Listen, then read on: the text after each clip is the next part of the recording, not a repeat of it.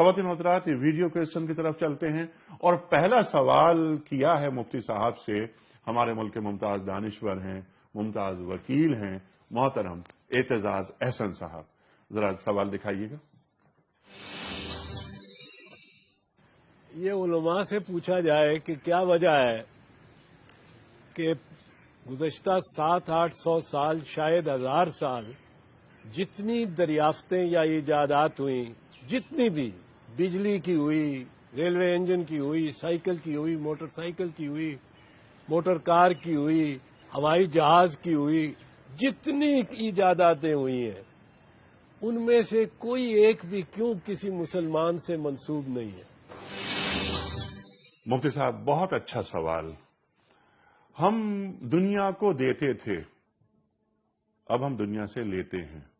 پہلے ہم دنیا کا مستقبل طے کرتے تھے، اب دنیا ہمارا مستقبل طے کرتی ہے. کیا زوال ہے نا، کیسی بلندی اور کیسی پستی. اس سوال کا جواب کیا دیں گے آپ؟ گزارش یہ ہے کہ اعتزاز احسن صاحب ماشاءاللہ معروف دانشور ہیں، قابل تعریف آدمی ہیں. البتہ تاریخ کے حوالے سے ایک سوال ہے، اور شاید تاریخ ہی کی ایک چھوٹی سی بات رہ گئی. 1000 سال کا جو عرصہ انہوں نے بیان کیا وہ تو شاید بہت لمبا عرصہ ہے. اس میں تو ہمیں بہت سارے سائنسدان مل جاتے ہیں. چلیے 500 سال لگا لیں، لیکن 500 سال میں بھی ہم نے کچھ دیا نہیں دنیا کو، بلکہ لیا ہے. جی ہاں، یعنی آپ تازہ زمانے کی بات کر سکتے ہیں، آخر زمانے کی بات کر سکتے ہیں، کیونکہ پہلے کے اندر تو ظاہر ہے کہ آپ کو بتائے پارابی، کندی، ابو علی سینا، جابر بن حیان، ریاض اور البیرونی، اور یہ ساری شخصیات، بڑے بڑے امام غزالی، رازی جیسے بڑے بڑے لوگ گزرے. ان کی ایجادات اور ان کی دوائیاں، ان کی سب چیزیں. آج کل کا جو تازہ زمانہ گزرا ہے اس میں کوئی شبہ نہیں، اس میں کوئی دوسری رائے نہیں، کوئی ڈیفرنس آف اوپینین نہیں کہ زوال کی طرف امت آئی ہے، پستی کی طرف آئی ہے، عہد رفتہ کو بھلا دیا ہے. اس میں کوئی دوسری رائے نہیں.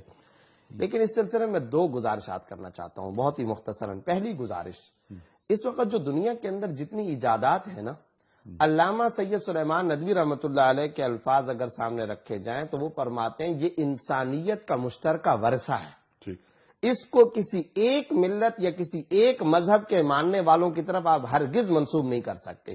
اس میں سکھ بھی ہیں، اس میں ہندو بھی ہیں، یہودی بھی ہیں، عیسائی بھی ہیں، مسلمان بھی ہیں. چنانچہ اس وقت نامی گرامی اور بڑی بڑی ایجادات کے حوالے سے بھی آپ ویسٹ کے سائنسی مراکز اور ان کے سینٹرز کا آپ جا کر کے تجزیہ کرنے گہری نظر کے ساتھ تو انتہائی اہم اور کی پوسٹ پر بھی آپ کو کئی مسلم سائنسدان نظر آئیں گے.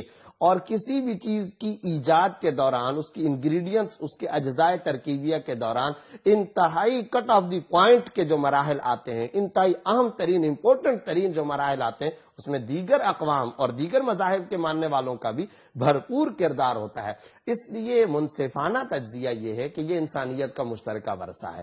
یہ کہہ دیا جائے کہ یہ صرف عیسائیوں کا ہے، یہ کہہ دیا جائے یہ صرف یہودیوں کا ہے، یہ بات شاید زیادہ درست نہیں ہوگی اور یہ زیادہ منصفانہ تجزیہ نہیں ہوگا. لیکن مع ھذا، اس کے ساتھ ساتھ میں، یعنی یہ جو میں نے ابھی آپ کو بات عرض کی، اس میں آپ یہ بات بھی دیکھ سکتے ہیں. ابھی جا کر کے واسا کے مسلم سائنسدانوں کی تعداد گنتی کر لیں، ناسا کے اندر چلے جائیں اور وہاں جا کر کے دیکھیں کہ مسلم سائنسدان کتنے ہیں.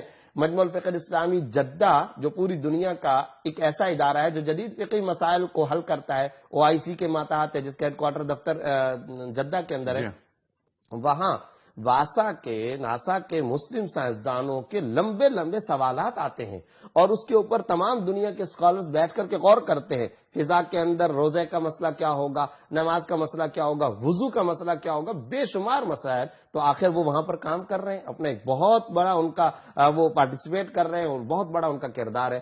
تو یہ کہنا کہ صرف اور صرف ایک مذہب کے ماننے والوں کا اس طرح سے نہیں ہے، مشترکہ ورثہ اور ساری انسانیت کا اس میں کردار ہے. لیکن اس کے ساتھ ساتھ منصفانہ اعتراف ساتھ ساتھ یہ بھی ہے کہ مسلمان بیگر بن چکے ہیں، چوزر نہیں ہیں.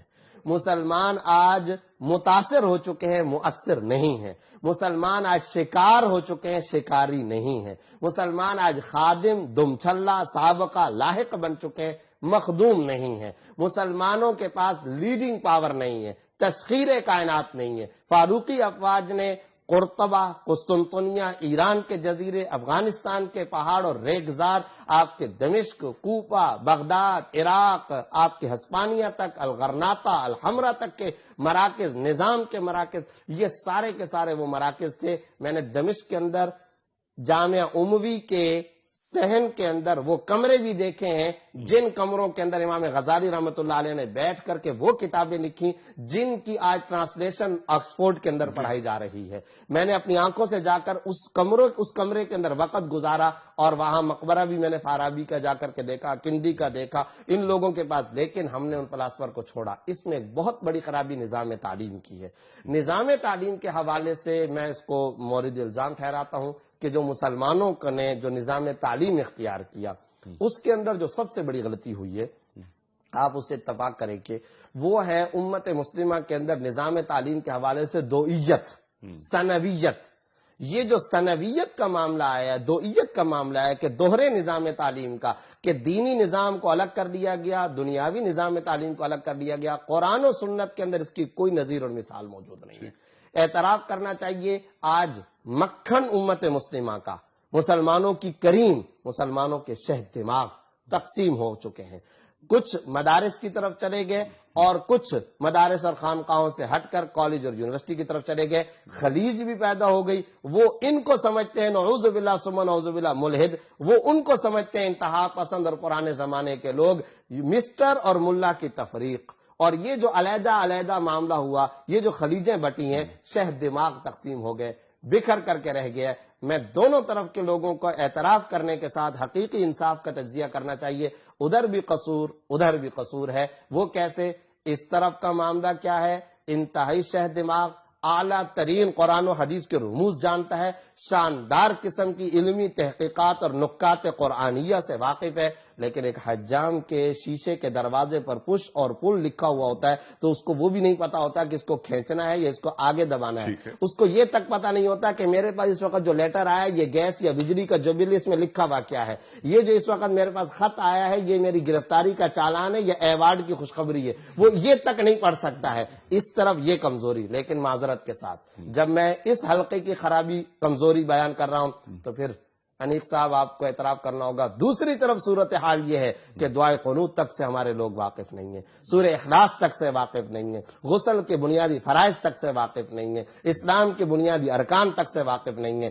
انسانیت کا اور مسلمانوں کی جبین نیاز شرم سے عرق عرق ہو جاتی ہے، جھک جاتی ہے جب ہم دیکھتے ہیں کہ ایک طرف اعلیٰ درجے کے وہ سیاستدان ہیں، ڈاکٹر ہے، شاندار لائر ہے، شاندار قسم کے قانون دان ہے، اعلیٰ ترین درجے کا وہ بیوروکریٹ ہے، لیکن مجلس کے اندر میٹنگ کے اندر سورہ اخلاص تک نہیں پڑھ سکتا۔ جب وہ سورہ اخلاص نہیں پڑھ سکتا، بدگمانی تو نہیں کرنی چاہیے، لیکن سوال پیدا ہوتا ہے اس کی نمازوں کا اب تک کیا ہوا؟ 50 سال سے جس کی نمازوں کی صورتحال یہ ہے، جو خدا کا وفادار نہیں وہ مخلوق کا وفادار کیسے ہوگا؟ یہ اسلامیہ جمہوری پاکستان کو چلانے والے جو شہد دماغ ہیں ان کا حال ہے۔ تو خلاصہ یہ نکلا خرابی دونوں طرف ہے۔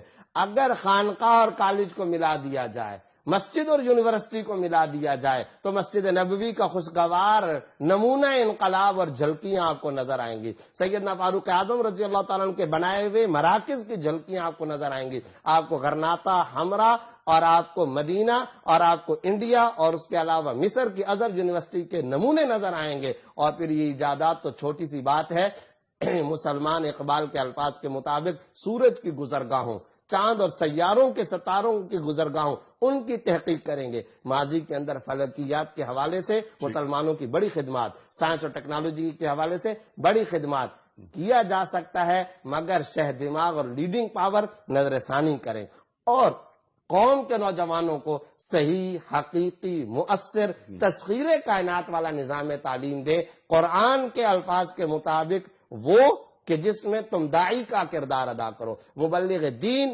ترجمان اسلام اور محافظ قرآن کا کردار ادا کر سکو۔ اور یاد رکھیے قرآن کا داعی صرف اور صرف نماز اور روزے کی حد تک محدود نہیں ہوتا، قرآن کریم پڑھنے پڑھانے والا اخلاق، مراقبہ، ذکر، محاسبہ، تلاوت تک محدود نہیں ہوا کرتا۔ یہ قرآن تسخیر کائنات کی کتاب ہے، یہ انسانیت کو چلانے کے لیے آئی ہے، انسانیت کے اداروں کو چلانے کے لیے آئی ہے۔ قرآن مسجد مدرسے کے رحل تخت کی کتاب نہیں ہے، یہ سڑکوں کی کتاب ہے، کورٹ کی کتاب ہے، پارلیمنٹ کے ایوانوں کی کتاب ہے، یہ اداروں کی کتاب ہے، یہ منڈیوں بازاروں کچہریوں کی کتاب ہے، یہ عدالت کی کتاب ہے، اقتدار کے ایوانوں کی کتاب ہے۔ اس انداز میں آج امت مسلمہ قرآن کو لے لے، مسئلہ انشاءاللہ حل ہو جائے گا، بہت کچھ مسلمان کر سکیں گے۔